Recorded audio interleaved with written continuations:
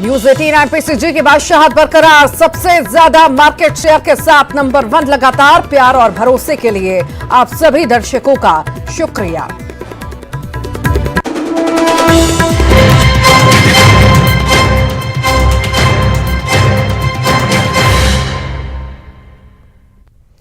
नमस्कार, बहुत स्वागत है आपका। मैं हूं आपके साथ ऋतु ज्ञानवानी। सबसे पहले बात करेंगे भिलाई की। भिलाई में डायरिया से फिर मौत का आंकड़ा बढ़ रहा है। खुर्सीपार के 52 वर्षीय अधेड़ की मौत हुई है। भिलाई के खुर्सीपार में डायरिया का प्रकोप लगातार जारी है। 3 दिन में 27 से अधिक मामले सामने आ चुके हैं। आधा दर्जन से अधिक मरीज अस्पताल में भर्ती हैं। खुर्सीपार के अटल आवास और चंद्रमा चौक में डायरिया फैला है। पिछले महीने कैंप क्षेत्र में डायरिया से 2 की मौत हुई थी। 7 दिन में 500 से अधिक मामले सामने आए थे। खुर्सीपार में मौत के बाद स्वास्थ्य विभाग और नगर निगम में हड़कंप मचा हुआ है।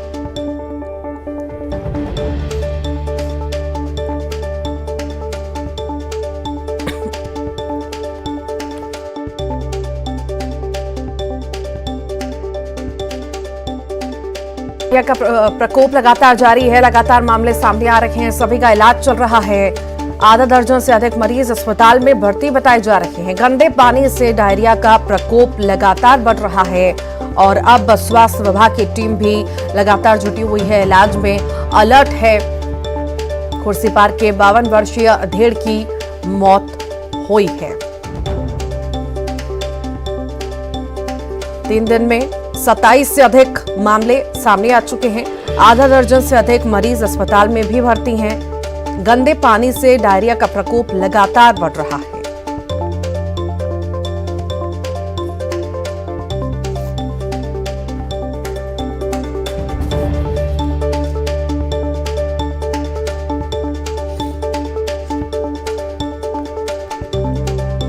तो डायरिया के मामले लगातार बढ़ रहे हैं। आपको बता दें कि आधा दर्जन से अधिक मरीज भी अस्पताल में भर्ती हैं। गंदे पानी का लगातार सेवन हो रहा है। पानी की व्यवस्थाएं नहीं हैं, जिस वजह से बीमारी लगातार फैल रही है और मामले डायरिया के लगातार बढ़ते जा रहे हैं। नए नए मामले रोजाना सामने आ रहे हैं।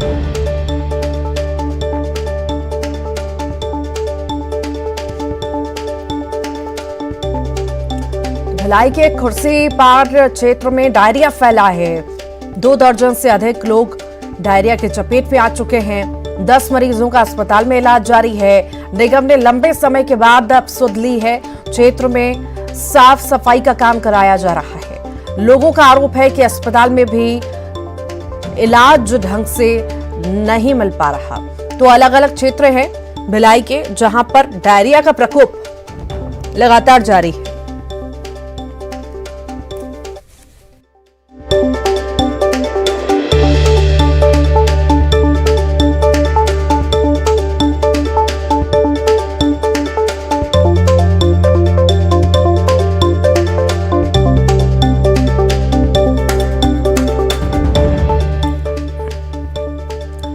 तो डायरिया के मरीज लगातार बढ़ रहे हैं। अस्पताल में इलाज जारी है कई सारे मरीजों का। हमारे सहयोगी मिथिलेश हमारे साथ ज्यादा जानकारी के लिए जुड़ गए हैं। मिथिलेश, डायरिया का प्रकोप लगातार बढ़ रहा है और दिन ब दिन मामले बढ़ते जा रहे हैं। आखिर स्वास्थ्य विभाग कितना अलर्ट है, किस तरह की व्यवस्थाएं हैं और जो खराब पानी की वजह से ऐसे मामले बढ़ रहे हैं, उसके लिए आखिर क्या इंतजामात, क्या व्यवस्थाएं बदली गई हैं, बताइए।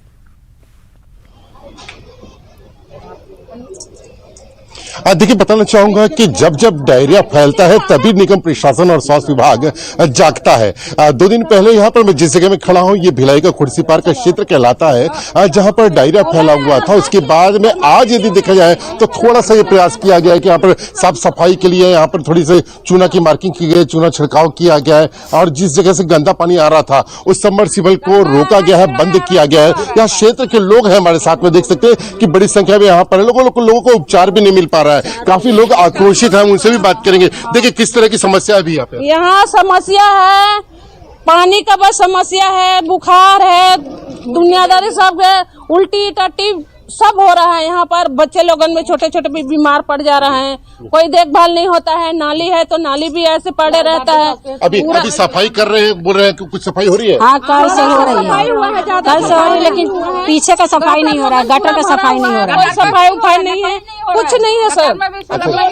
अभी पानी किस तरह से गंदा आ रहा था, किस तरह से? बहुत ज्यादा कीड़ा भी आ जा रहा था उसमें पानी में, लेकिन अभी आज किए हैं साफ सफाई करके, तो हल्का में था, पानी का कम था उसका प्रेशर, तो पानी साफ था। अब शाम को ही पता चलेगा कैसा है कैसे नहीं है पानी का। तो देखिए, इस मामले को लेकर पार्षद दया सिंह ने आवाज उठाई थी, वो हमारे साथ में, उनसे बात करेंगे। देखिए, फिर से गंदा पानी आ रहा है और आप नगर निगम का एक बड़ा दायित्व संभाल रहे हैं, कैसे आप लोग विरोध करेंगे, कैसे करेंगे? में भी पानी नहीं चढ़ता है, पानी का गंदगी का ये आलम है कि पहले जोंक मिल रहे थे, फिर लाल पानी आ रहा था, और रोज अभी थोड़ा सा सफाई से बाहर दिखाने के लिए, लेकिन उसके बाद भी आप देखो डायरिया से यहाँ बीमार है, बच्चे बीमार पड़े हुए हैं, बुजुर्ग हैं, बड़े लोग हैं, हमारी माता हैं, मतलब बहुत जिंदगी और मौत के बीच जूझ रहे हैं। अरे ये इनका अधिकार है, इनका हक है।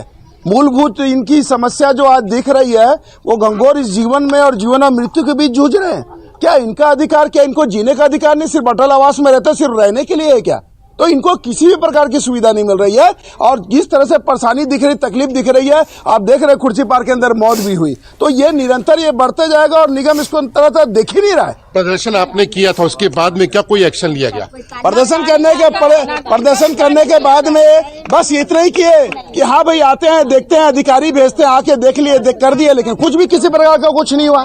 अभी भी यही सिर्फ सौतेला व्यवहार और आम नगर निगम सिर्फ लूट खसोट का काम कर रही है, ना गरीब को देख रही है, ना गरीब को जान रही है, और ना गरीब की कुल मिलाकर मिथिलेश, लोग हैरान खिलवाड़ परेशान है और साफ तौर से कहना है कि स्वास्थ्य विभाग की सक्रियता भी इतनी नहीं है, प्रशासन भी अलर्ट नहीं है, जिससे पर्याप्त इंतजामात नहीं मिल पाते और लोगों को परेशानियां होती हैं और लगातार ये मामले भी बढ़ रहे हैं, लोगों की जान पर बनाई है। बहुत बहुत शुक्रिया जानकारी को साझा करने के लिए। चलिए आगे बढ़ते हैं, बात करते हैं इंदौर की। अश्लील हरकत करने वाला आरोपी गिरफ्तार हुआ है। पुलिस ने वसीम नाम के आरोपी को गिरफ्तार किया है। संयोगितागंज पुलिस ने वसीम को पकड़ा है। कई धाराओं और एनएसए के तहत ये कार्रवाई हुई है। आरोपी पर रासुका लगाने की लोगों द्वारा मांग भी की जा रही है।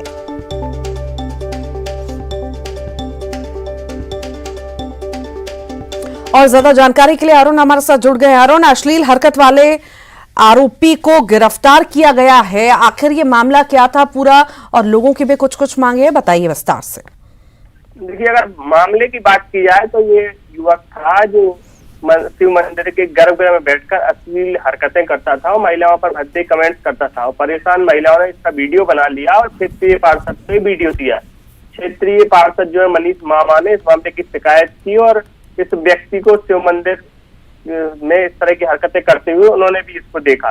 तो इसके बाद उन्होंने इसको पुलिस थाने तक ले गए और पुलिस में जब इसकी शिकायत की गई, इसका सीसीटीवी फुटेज दिया गया, उसके बाद पुलिस हरकत में आई। उन्होंने इस आरोपी को गिरफ्तार, कुछ ही घंटों में इसको गिरफ्तार कर लिया और रासुका की कार्रवाई भी कर दी है। एनएसए भी उस पर लगा दिया है और बताया जा रहा है कि आपराधिक प्रवृत्ति का है और इससे पहले भी इस पर कई अपराध दर्ज हैं।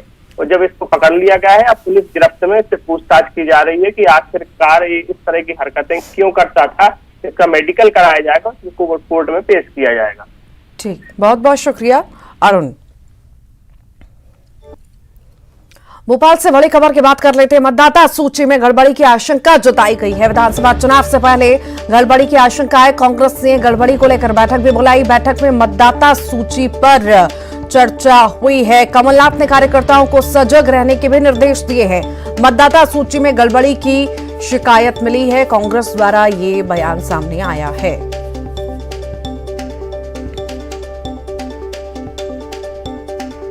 तो बड़ी खबर इस वक्त आपको बता रहे हैं, मतदाता सूची में गड़बड़ी की आशंका कांग्रेस द्वारा जताई जा रही है। विधानसभा चुनाव से पहले गड़बड़ी की आशंका जताई गई है। कांग्रेस ने इसे लेकर बड़ी बैठक भी बुलाई। बैठक में मतदाता सूची पर चर्चा हुई। कमलनाथ ने कार्यकर्ताओं को सजग रहने के निर्देश दिए हैं। मतदाता सूची में गड़बड़ी की शिकायत मिली है।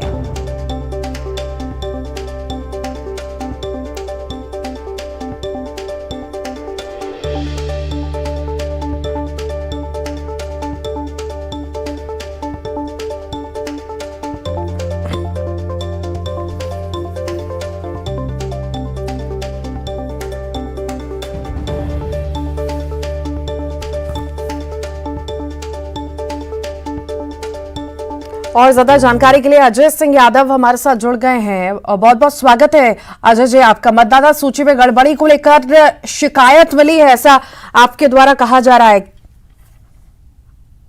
पूरे मध्य प्रदेश में तमाम जगहों से जो शिकायतें आ रही हैं, बड़े पैमाने पे फर्जी तरीके से मतदाता सूची में नाम जुड़वाने के शिकायतें सामने आई हैं। कई अन्य प्रदेशों के लोगों को मध्य प्रदेश की मतदाता सूची में जोड़ा जा रहा है ताकि प्रदेश के चुनाव प्रभावित किए जा सकें। इसलिए कांग्रेस पार्टी द्वारा सभी जिला प्रभारियों को और वरिष्ठ नेताओं को निर्देश दिए गए हैं, गाइडलाइन जारी की गई है कि मतदाता सूची पर विशेष ध्यान दें और सभी जगह मतदाता सूची में व्यक्तिगत तौर पर जांच परीक्षण करें और जो भी शिकायतें आएंगी उनको हम निर्वाचन आयोग के सामने रखेंगे। लेकिन जो शिकायतें मिल रही है बिल्कुल प्रमाणित है। तमाम जगहों पे नकली और फर्जी मतदाता जोड़े जा रहे हैं। नकली और फर्जी मतदाता जोड़े जा रहे हैं, इतने बड़े आरोप अजय जी, आखिर किन आधार पर? कांग्रेस पार्टी के पास तमाम कार्यकर्ताओं की शिकायतें मिली। यहाँ तक कई जगहों पे 14-15 साल के बच्चों के नाम भी मतदाता सूची में जोड़े गए हैं। उत्तर प्रदेश, बिहार के लोगों के नाम यहाँ जोड़े गए हैं और कई मतदाताओं के पैरेलल नाम जोड़े हुए पाए गए हैं। कांग्रेस पार्टी जल्द ही मय प्रमाणों के इस मतदाता सूची की शिकायत को निर्वाचन आयोग के सामने भी रखेगी और आपके भी सामने हम लोग मय प्रमाणों के रखेंगे। आखिर पर किस तरह की तैयारी होगी कांग्रेस द्वारा, क्योंकि इतने बड़े आरोप लगाए जा रहे हैं?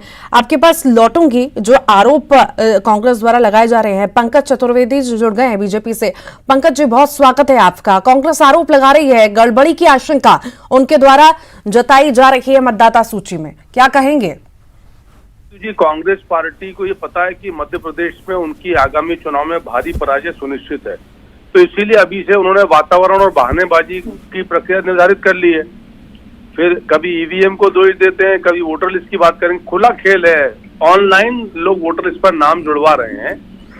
जो बूथ लेवल के ऑफिसर्स हैं वो घर घर जाकर काम कर रहे हैं। जो अधिकारी लापरवाही करते हैं उनके खिलाफ निर्वाचन अधिकारी ने सख्त कार्रवाई करी है और कांग्रेस पार्टी ने विलाप के लिए अभी से आधार बनाना शुरू कर दिया। तो ये यद्यपि विषय कांग्रेस पार्टी का है, वो विलाप करे, प्रलाप करे, आरोप लगाए, उनके विषय है, लेकिन लोकतंत्र में चीजें शोभा नहीं देती। एक पुरानी पार्टी जिसने 60-65 साल तक देश पर शासन किया, आज हम मानते हैं कि वो दुर्दशा का शिकार है। नेता, नीति सब कुछ उनके पक्ष में नहीं है, पर यदि इस प्रकार की बहानेबाजी के आधार तैयार करें तो लोग इसलिए इनको खारिज करते हैं। ये अभी से तैयारी है, 2023 में जब हारेंगे तो बता देंगे हम तो कह रहे थे कि वोटर लिस्ट में गड़बड़ी करी है, हम तो बोल रहे थे कि ईवीएम गड़बड़ है, हम तो कह रहे थे कि प्रशासन का दुरुपयोग का प्रमाण नहीं दे पाते। अजय जी, कोई और मुद्दा नहीं बचा है क्या? देखिए, पिछले 2018 के विधानसभा चुनाव से पहले, तब तो पंकज जी भी कांग्रेस में होते थे, कांग्रेस की शिकायतों के आधार पर मध्य प्रदेश में बड़े पैमाने पर फर्जी मतदाताओं के नाम मतदाता सूची से काटे गए थे। उस समय हमारी शिकायत प्रमाणित पाई गई थी और जीते थे। इसलिए भारतीय जनता पार्टी ये विलाप ना करे। आपको किस बात की चिंता है? अगर आप किसी तरह की गड़बड़ियां नहीं कर रहे हैं, हम प्रमाणों के साथ जो नकली और फर्जी मतदाता हैं उनके नाम कटवाएंगे और हमने अपने कार्यकर्ताओं को हिदायत दी है कि मतदाता सूची पर बारीकी से नजर रखें। अब इसमें भाजपा तो ऐसे हो गई जैसे उनकी चोरी पकड़ी गई तो पहले से ही ढकने लगे। आपको क्या आपत्ति है अगर हमारे कार्यकर्ता मतदाता सूची में गड़बड़ियों का पता लगाएं? तो ये तो आपको भी स्वागत करना चाहिए। देखिए, हमने तो आपत्ति ली नहीं है, हम तो कह रहे हैं कि प्रमाण के साथ आइए। ऋतु जी, कोई आपत्ति नहीं है। मैंने तो कहा कि सारी प्रक्रिया ऑनलाइन है। तो प्रमाणों के साथ भी आएंगे, 2018 में आइए, प्रमाण के साथ आइए, स्वागत है। हमारे पास लगातार शिकायतें आ गई हैं, बस प्रमाणों के साथ सार्वजनिक करेंगे। मैं पूर्व भी कहते हैं, बस 23 में रोना मत इसके नाम रखेंगे बात, 23 में विलाप मत करना इसके नाम पर। आइए, प्रमाण के साथ रखेंगे और चुनाव भी जीतेंगे। आपकी अजय जी, आपको नहीं लगता मैदान में आने के लिए, चलिए ये आपकी बात मान ली जाती है मतदाता सूची की, कभी ईवीएम की बात आती है, कभी कौन सी बात आती है, कोई ठोस मुद्दा नहीं है जो जनता के बीच में लाया जाए? देखिए, मैंने आपसे पहले ही कहा है, मध्य प्रदेश में जिस तरह की हवा है, जनता भारतीय जनता पार्टी के खिलाफ है, जनादेश पूरी तरह कांग्रेस के पक्ष में है। इसलिए भारतीय जनता पार्टी साजिश कर रही है, प्रपंच कर रही है, मशीनरी का दुरुपयोग करने की कोशिश कर रही है। इसीलिए हमने अपने कार्यकर्ताओं को हिदायत दी है कि भाजपा के साथ तो लड़ना ही है, साथ में उनकी जो प्रशासनिक गड़बड़ियों का दुरुपयोग कर रहे हैं उससे भी लड़ना है। हमारे कार्यकर्ता प्रत्येक बूथ पर मतदाता सूची पर नजर रखेंगे और किसी तरह की गड़बड़ियां हम होने नहीं देंगे और मय प्रमाणों के सामने रखेंगे। पंकज जी, किसी तरह की गड़बड़ी ना हो मतदाता सूचियों में, इस इसके लिए आखिर बीजेपी कितना अलर्ट है, कितना लोगों पर ध्यान दिया जा रहा है? देखिए, भारतीय जनता पार्टी ने अभी नगर निगम चुनाव भोपाल उत्तर और भोपाल मध्य की विधानसभा की सूचियों में जो विषय थे उनकी सप्रमाण बातचीत करी थी। मैंने इसीलिए कहा कि प्रमाण है, तथ्य तो जरूर चाहिए, लेकिन हार के से बचने का आधार मत बनाइए। अभी उन्होंने प्रशासनिक मशीनरी की बात भी कर दी कि बीजेपी दुरुपयोग करती है, तो ईवीएम, मतदाता सूची में गड़बड़ी, प्रशासनिक मशीनरी का दुरुपयोग, धनबल बाहुबल का दुरुपयोग, ये कांग्रेस पार्टी के स्थायी वचन हो गए जिनके आधार पर ये अपनी कर्मियों को चुराना छुपाना काम करते हैं। सत्य के साथ आइए, कोई दिक्कत की बात नहीं है। निर्वाचन आयोग स्वतंत्र संस्था है, ऋतु जी अपना काम करेगा, वो भारतीय जनता पार्टी की संस्था थोड़ी है ना। हमें आपत्ति है कांग्रेस के विषय पर, हम तो सिर्फ कह रहे हैं कि हार के आधार तैयार करने की प्रक्रिया प्रारंभ कर दी। लगभग 1 वर्ष शेष है मध्य प्रदेश के चुनाव में, तो अभी से विलाप की प्रक्रिया प्रारंभ, आधार बना ली ताकि तब कोई नहीं कहे। तब का हमने तो पहले ही कहा था, मतदाता सूची, ईवीएम, धन बल बाहुबल और जो भी सब बोलते हैं वो सब। ठीक, बहुत बहुत शुक्रिया आप दोनों का, ही आप हमारे साथ जुड़े। आगे बढ़ते हैं और बात करते हैं रायपुर के। कृषि मंत्री रविंद्र चौबे ने राजभवन को घेरा है और रविंद्र चौबे ने राजभवन पर आरोप लगाया, कहा राजभवन को सियासी अखाड़ा न बनाएं। रविंद्र चौबे ने कहा कि मामले को लंबित नहीं करे राजभवन। रविंद्र चौबे ने कहा कि मामले को लंबित ना करे राजभवन।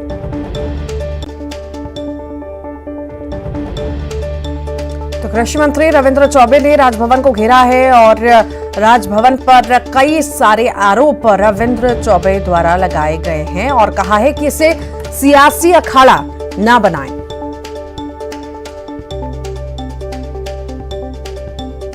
पार्टी राजभवन को किस तरीके से राजनीति का अखाड़ा बनाने की कोशिश कर रहे हैं, छत्तीसगढ़ की जनता इसको देख रही है।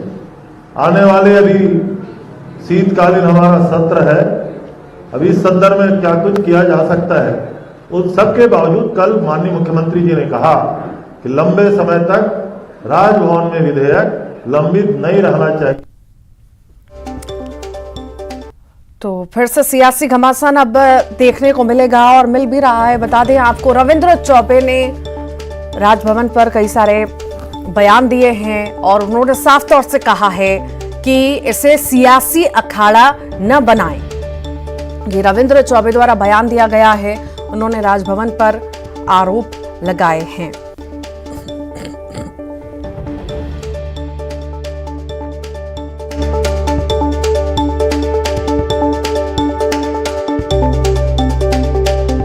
आरोप लगाए गए हैं रविंद्र चौबे द्वारा और साफ तौर से कहा गया है कि सियासी अखाड़ा इसे ना बनाए। रविंद्र चौबे ने कहा है कि मामले को लंबित ना करे राजभवन।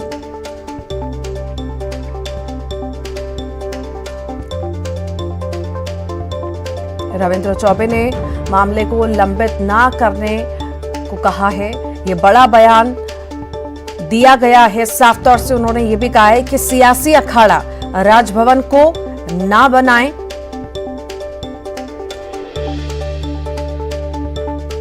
ये बड़ा बयान कृषि मंत्री रविंद्र चौबे द्वारा दिया गया है। कृषि मंत्री रविंद्र चौबे ने राजभवन को घेरा है और रविंद्र चौबे ने राजभवन पर कई सारे आरोप लगाए हैं और साफ तौर से उन्होंने कहा है कि राजभवन को सियासी अखाड़ा न बनाएं।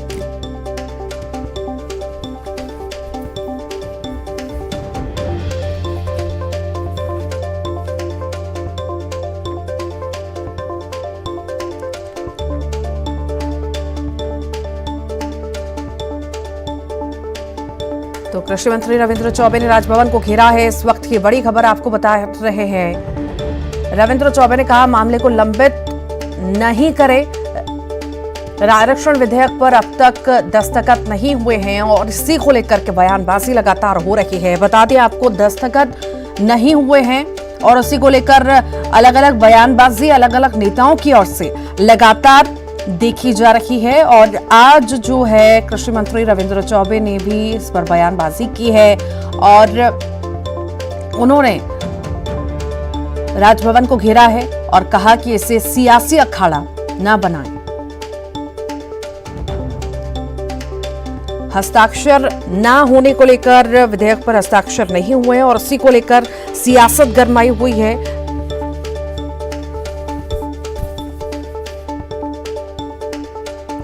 और हमारे साथ बीजेपी नेता अनुराग अग्रवाल जुड़ गए हैं। अनुराग जी, बहुत बहुत स्वागत है आपका। विधेयक पर हस्ताक्षर नहीं हुए हैं और इसे लेकर बयानबाजी लगातार जारी है। रविंद्र चौबे कह रहे हैं कि सियासी अखाड़ा राजभवन को ना बनाएं।